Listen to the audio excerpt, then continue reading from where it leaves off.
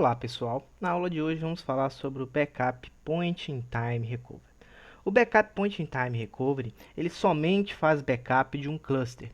Então ele não faz backup de um database específico, ele faz somente o backup de um cluster todo. E o Backup Point in Time Recovery, da mesma forma que o pgdump, ele pode ser feito com os usuários e a aplicação trabalhando. Isso pode ser feito sem problema nenhum. É claro que o ideal é que ele seja feito no momento oportuno, no horário onde o ambiente não está sendo muito usado. Lembrando que o Backup Point in Time Recovery ele é contínuo e incremental, o que significa que todas as alterações que são feitas dentro do ambiente, elas são armazenadas de formas temporais, Eu consigo avançar no tempo e predeterminar o tempo específico que eu quero restaurar o meu database. Bom, antes de nós falarmos aí sobre os parâmetros que devemos alterar, vamos entender um pouco mais aí de como é que funciona o Backup Point in Time Recovery. Bom, vamos entrar aqui no cluster do Postgres. Se nós observarmos, nós temos aí um diretório chamado pgxlog. Esse diretório é o diretório encarregado de dar garantias ao nosso ambiente. É ele que vai garantir a durabilidade dos nossos dados. Por quê? Porque sempre que nós fazemos aí um ADML, um update, um insert ou um delete, essas alterações são feitas em memória para depois serem gravadas em disco. Enquanto elas estão em memória, elas podem ser perdidas, seja por um crash no servidor, seja por um desligamento incorreto. Então é o pgxlog que garante que essas informações estarão presentes no momento onde um crash ocorrer. Tá? Sempre que um crash ocorre, assim que o sistema é reinicializado, ele vai consultar os arquivos do pgxlog e vai identificar quais deles não foram feitos e os fará, para que deixe o ambiente o mais consistente possível. Basicamente é voltar à última transação comitada. Beleza? Bom, aonde entra o Point in Time Recovery aí? Sempre que um segmento de wall, esses arquivos são chamados de wall, write ahead log. Esses arquivos eles são renomeados, eles são arquivos binários, que são renomeados no formato hexadecimal e possuem um padrão 16 megas. Bom, sempre que um segmento desse é cheio, ou seja, sempre que um arquivo desse atinge os 16 megas, o Postgres força que as informações que estão em memória sejam gravadas em disco para que ele possa reciclar esse arquivo. E quando ele recicla esse arquivo, ele perde as informações que até então seriam usadas para o Backup Point in Time Recovery. Os parâmetros do Postgres são alterados para que antes dele fazer essa reciclagem, ele faça o quê? Ele faça uma cópia desse arquivo de wall e o envie para um outro local, que no caso seria o nosso local de backup. Beleza? Então o que nós vamos fazer aqui agora é preparar esses parâmetros. Então eu vou criar aqui um diretório chamado archive. Vou chamar esse diretório de archive. Dentro desse archive, dentro desse diretório, não tem nenhum arquivo, Ele não tem nenhum arquivo. E ele vai receber esses arquivos. Quem vai ficar encarregado de enviar esses arquivos é o próprio Postgres, Eu farei as alterações nos parâmetros do Postgres e esses arquivos serão enviados para o diretório especificado. Bom, então agora o que a gente vai fazer é fazer as alterações dos parâmetros do Postgres. Então vou acessar aqui o Postgres e vamos visualizar quais são os parâmetros que nós devemos aí fazer as alterações. Então, os parâmetros que nós devemos alterar seriam aí o all level. Ele é um parâmetro que, ao ser alterado, ele precisa de restart.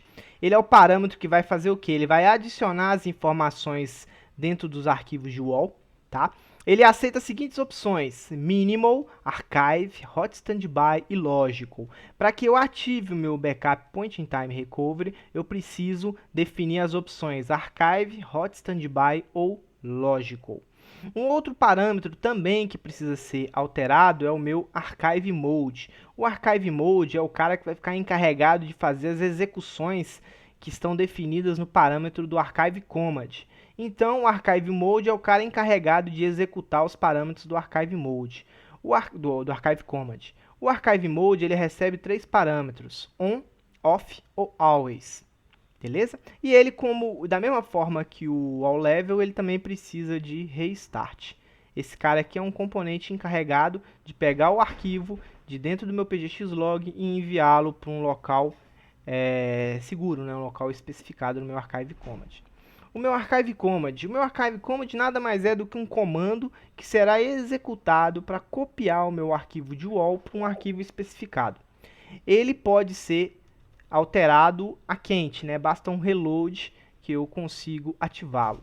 Eu também possuo um cara chamado Archive Timeout, porém ele é opcional. Tá? O Archive Timeout, o que ele faz? Ele simplesmente força com que um arquivo de UOL seja criado num período especificado de tempo. E ele, da mesma forma que o Archive Command, ele pode ser feito a quente, basta um reload. Então o que nós vamos fazer aqui agora? Nós vamos alterar esses parâmetros para que ele comece a enviar os arquivos de UOL para dentro do meu backup. Né? Eu poderia fazer essas alterações pelo postgres.conf? Poderia, só que eu vou aproveitá-los para fazer utilizando um Alter System que foi implementado a partir da versão 9.4.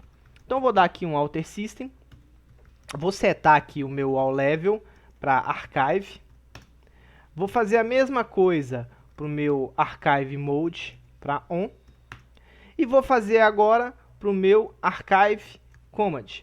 E o Archive Command, ele vai receber o que? Um comando. E esse comando, ele tem que, no final, trazer como resultado um exit 0. Um exit 0 seria o equivalente a um OK.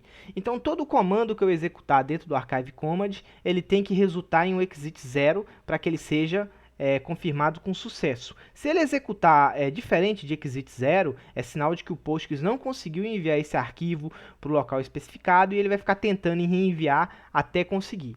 Se ele não conseguir, ele não vai reciclar o arquivo vai ficar dentro do próprio PGXlog e vai consumir espaço do disco do PGXlog. Então o ideal é que o Archive Command seja um comando que seja testado antes de ser colocado no parâmetro do Postgres para que não haja problemas. Lembrando que eu também poderia, em vez de trabalhar com comando, eu trabalhar com um script. Né? Poderia colocar um script sem problema nenhum. Lembrando que o script também tem que ter um exit 0 para que a saída seja com sucesso. No caso, eu vou trabalhar com comando. Vou dar um copy. O copy vai fazer o quê? Ele vai copiar um arquivo de um lugar e enviar para o outro. Então, qual que é o meu local de origem? Né? O meu local de origem é o meu pgxlog, que no Postgres eu posso definir como se fosse uma variável %p. Beleza? E qual é o local que eu quero salvar? O local que eu quero salvar é o local onde se encontra o diretório que eu criei, né? Que é o diretório de archive. Quero salvar ele ali dentro, então eu vou colocar o caminho completo /file, que significa o arquivo definido que será enviado para o meu diretório de backup. E eu preciso agora demonstrar que a saída é uma saída de sucesso, né? Então eu vou direcionar qualquer problema para /null, beleza? Dessa forma, ele vai enviar os meus arquivos de UOL para o diretório especificado no Archive Command. Confirmei, agora o que eu preciso fazer é o quê? Restartar o meu Postgres, né? Por quê? Porque o meu All Level e o meu Archive Mode necessitam de restart. Então, vou dar aqui um restart no Postgres. Dei o restart. E a partir do momento que eu executei o restart, o meu Postgres já vai começar a enviar para dentro do meu diretório de backup os meus UOL. Tudo bem? Então, o que eu vou fazer agora é fazer com que o meu ambiente execute ações e essas ações resultem em checkpoints que resultem em arquivos de UOL. Então, os arquivos de UOL agora estão sendo processados dentro do PGXlog. Antes deles serem reciclados, eles são enviados para o meu diretório de backup, onde serão armazenados para que futuramente eu os use para a restauração utilizando o backup Point in Time Recovery. Beleza, pessoal? Espero que vocês tenham gostado da aula de hoje. Até a próxima.